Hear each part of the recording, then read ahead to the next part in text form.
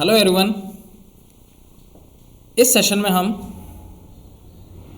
Constant variable को किस तरह से डिक्लेयर करते हैं और उसका यूटिलाइजेशन प्रोग्राम में किस तरीके से किया जाता है।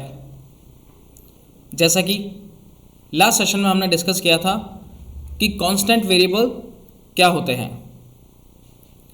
कांस्टेंट वेरिएबल्स ऐसे वेरिएबल होते हैं जो कि eight the time of run time जिस वैल्यू को कंटेन करके रखते हैं उसमें किसी भी प्रकार का कोई भी चेंजेस नहीं होता है। यानी कांस्टेंट ऐसे वेरिएबल हैं जिसमें जो भी वैल्यू यूज़र द्वारा इनपुट की जाती है at the time of programming level during the execution of program, उनमें किसी भी प्रकार का कोई चेंजेस नहीं होता है।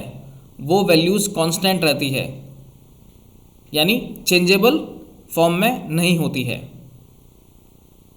जैसा कि लास्ट सेशन में हमने डिस्कस किया था कि कई सारी मैथमेटिकल कैलकुलेशंस ऐसी होती हैं जहाँ पर हमें वेरिएबल के अंदर फिक्स्ड वैल्यू को यूज़ लेना होता है, यानी ऐसी वैल्यू जिसे रन टाइम पर चेंज नहीं किया जा सकता हो। एट दैट टाइम उस टाइप के वेरिएबल को हम एज अ कांस्टेंट डिक्लेयर करते हैं। उसका हमने एक एग्जांपल भी डिसाइड किया था, डिस्कस किया था। वो था पाई मीन्स 22/7। जो पाई की वैल्यू होती है वो 3.14159 होती है। यानी उस वैल्यू को हम अगर हमारे प्रोग्रामिंग लैंग्वेज में यूज़ में लेना चाहते हैं तो एट दैट टाइम उसे हम एज अ कांस्टेंट वेरिएबल के थ्रू डिक्लेयर करेंगे। कांस्टेंट वेरिएबल का जो एग्जाम्पल है हम उसे इस सेशन में डिस्कस करते हैं। सबसे पहले हम जो प्रोग्राम बना रहे हैं वो प्रोग्राम कैलकुलेट करेगा एरिया और सरकमफ्रेंसेस ऑफ सर्कल। एक सर्कल की एरिया को और उसके सरकमफ्रेंस को कैलकुलेट करने के लिए हम एक प्रोग्राम जो है वो बनाते हैं। सबसे पहले डिज़ाइन टाइम पे हम VB.NET ओपन करेंगे और जो हमारा फॉर्म विंडो है, फॉर्म 1 विंडो, उस फॉर्म 1 विंडो को सेलेक्ट करेंगे और उस फॉर्म 1 विंडो का सबसे पहले नाम चेंज करेंगे जो उसके प्रॉपर्टी विंडो के अंदर होता है। प्रॉपर्टी विंडो में हम वहाँ पर लिखा हुआ होता है टेक्स्ट के अंदर फॉर्म 1। बाय डिफ़ॉल्ट हम उस टेक्स्ट के सामने फॉर्म 1 की जगह लिख देंगे सर्कल। ये हमारा फर्स्ट स्टेप होगा। उसके बाद जब हम फॉर्म का नाम चेंज कर देंगे उसकी प्रॉपर्टी विंडो से, उसके बाद में एक लेबल कंट्रोल जो है वो टूल बॉक्स से ड्रैग करके ड्रॉप करेंगे। जो यहाँ पर लिख रहा है enter radius, it's a type of label control. After that एक टेक्स्ट बॉक्स कंट्रोल को हम टूल बॉक्स से ड्रैग करके ड्रॉप करेंगे और उसके बाद दो button control like area and circumference, दो बटन कंट्रोल बटन 1 बटन 2, जैसे ही आप उनको ड्रैग करेंगे टेक्स्ट बॉक्स से तो फर्स्ट जो बटन होगा वो बटन 1 होगा और दूसरी बार एक और बार ड्रैग करेंगे तो वो बटन 2 नाम से आपको आपके स्क्रीन के ऊपर डिस्प्ले होगा। और जो लेबल है वो लिखा हुआ होगा लेबल 1। टेक्स्ट बॉक्स जो आप ड्रैग करेंगे वो होगा text box 1 dot text box 1 होगा। ठीक है, तो ये चारों कंट्रोल लाइक लेबल 1 या label control, text box control और दो बटन कंट्रोल, इन्हें हमारे को सबसे पहले हमारे टूल बॉक्स से ड्रैग करके हमारे फॉर्म विंडो के ऊपर ड्रॉप करना है। और उसके बाद ड्रॉप करने के बाद में हम लेबल कंट्रोल को सेलेक्ट करेंगे और लेबल कंट्रोल सेलेक्ट करने के बाद में जैसे ही हम लेबल कंट्रोल को सेलेक्ट करेंगे तो लेबल कंट्रोल से रिलेवेंट जो उसकी प्रॉपर्टीज़ हैं वो आपको राइट हैंड साइड में आपको डिस्प्ले होंगी। उसमें लेबल 1 जो होता है वो उसके टेक्स्ट बॉक्स में लिखा हुआ होगा तो वहाँ पर प्रॉपर्टी विंडो में उसके लेबल 1 के को हम उसको हटाकर वहाँ पर लिख देंगे एंटर रेडियस, यानी कि label 1 eight the time of run time हमारे को एंटर रेडियस टेक्स्ट में डिस्प्ले होगा। आफ्टर दैट सेम इसी तरीके से बटन 1 कंट्रोल को सेलेक्ट करेंगे और जो बटन कंट्रोल सेलेक्ट करते ही उसकी प्रॉपर्टी में बटन 1 जहाँ पर नाम लिखा हुआ होता है उसको हम डिलीट करके और उसकी जगह एरिया नाम लिखेंगे।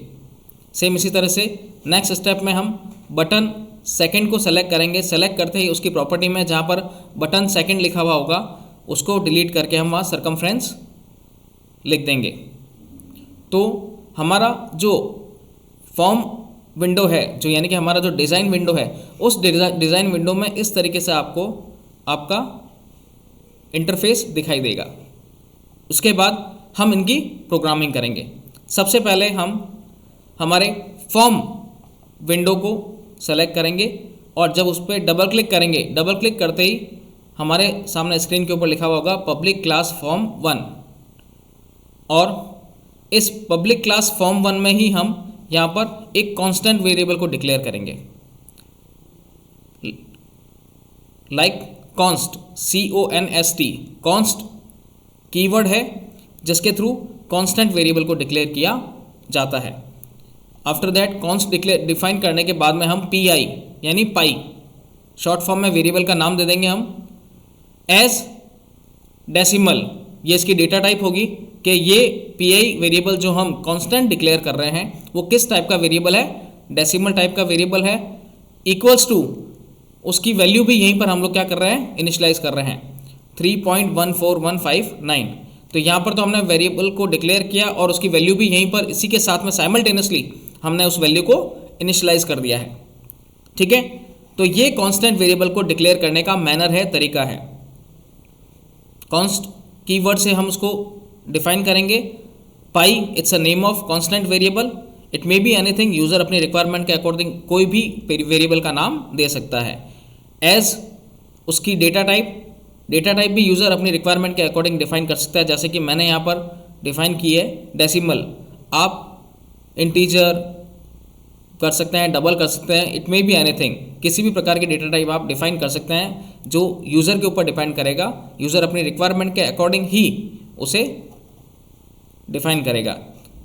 डेसिमल टाइप दे दिया है इक्वल्स टू, मैंने यहीं पर इस पाई वेरिएबल को डिफाइन करके और इसकी वैल्यू को इनिशियलाइज कर दिया है 3.14159। ये तो हो गया कांस्टेंट वेरिएबल का डिक्लेरेशन। कहाँ पे किया हमने ये, फॉर्म 1 विंडो में। आफ्टर दैट हम जो बटन 1 है जिसको हमने नाम दिया है एरिया, हम इस बटन 1 पे डबल क्लिक करेंगे।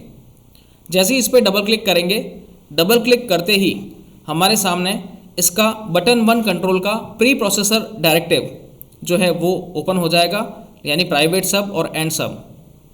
इसमें हम जो कोडिंग करेंगे dim radius comma area as decimal, ये 2 वेरिएबल इसमें हम लोग डिक्लेयर करेंगे जो कि डेसिमल टाइप के होंगे और नाम होगा उसका रेडियस कॉमा एरिया। इन दोनों वेरिएबल को डिक्लेयर करने के बाद में हम radius equals to text box 1 dot text लिखेंगे, यानी कि रेडियस में वो वैल्यू स्टोर हो जो टेक्स्ट बॉक्स 1 डॉट टेक्स्ट में टाइप करेगा यूज़र, यानी टेक्स्ट बॉक्स 1 तो ये है। ठीक है, इस टेक्स्ट बॉक्स 1 डॉट टेक्स्ट में जो भी यूज़र वैल्यू इनपुट करेगा eight the time of run time, वो वैल्यू किस में स्टोर हो जाएगी, रेडियस में।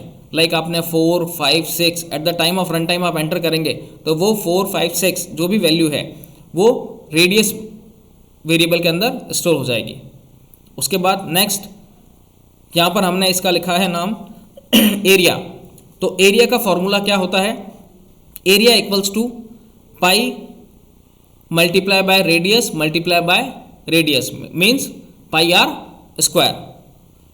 तो यहाँ पर हमने एरिया का जो सिंपल फार्मूला होता है उस फॉर्मूले को यहाँ पर डिनोट किया है। एरिया इक्वल्स टू पाई में कौन सी वैल्यू होगी 3.14159 मल्टीप्लाई बाय रेडियस। ये रेडियस वो होगी जो user at the time of run time enter करेगा। ठीक है, और ये तीनों multiplication radius multiply by radius multiply by pi, इन तीनों का जो भी मल्टीप्लिकेशन आएगा वो वैल्यू इस एरिया वेरिएबल के अंदर स्टोर हो जाएगी। ठीक है, अब हमने यहाँ पर लिख दिया है मैसेज बॉक्स एरिया। जो भी वैल्यू इस एरिया वेरिएबल के अंदर होगी वो हमें एज अ मैसेज बॉक्स अपने स्क्रीन के ऊपर as a output message box की फॉर्म में रिप्रेजेंट होगी। जब भी हम रन टाइम पे एरिया बटन पे क्लिक करेंगे, मीन्स जैसे ही हम रेडियस में किस एंटर रेडियस के सामने टेक्स्ट बॉक्स में कोई भी वैल्यू एंटर करेंगे, वैल्यू एंटर करने के बाद हम एरिया पे जैसे ही क्लिक करेंगे तो एरिया में जो कैलकुलेशन होगी वो कैलकुलेट होगी और उसका जो आउटपुट होगा वो हमें एक अलग से मैसेज बॉक्स में डिस्प्ले होगा। ठीक है, सेम इसी तरीके से सरकमफ्रेंस मीन्स जो बटन 2 है इस पर हम डबल क्लिक करते हैं। डबल क्लिक करके अब इसकी कोडिंग करेंगे। डबल क्लिक करते ही यहाँ पर भी हमने दो वेरिएबल डिक्लेयर किए हैं, डिम रेडियस कॉमा सरकमफ्रेंस को शॉर्ट फॉर्म में हमने लिख दिया है CIR एज डेसिमल। यहाँ पर ये दो वेरिएबल डिक्लेयर किए हैं जो कि किस टाइप के हैं, डेसिमल टाइप के। और यहाँ पर भी radius equals to text box 1 dot text हमने लिखा है। यहाँ पर यूज़र जो भी वैल्यू इस टेक्स्ट बॉक्स में एंटर करेगा वो वैल्यू कहाँ पर स्टोर हो जाएगी, रेडियस वेरिएबल के अंदर।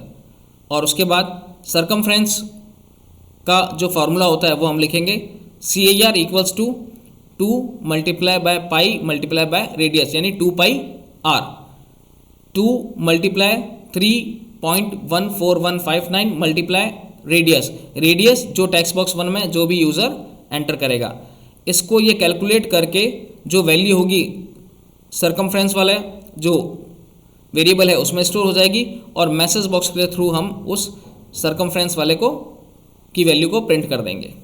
So it's a overall way of working how to calculate area and circumference of circle by the using of constant variable. I hope you understand. Thank you.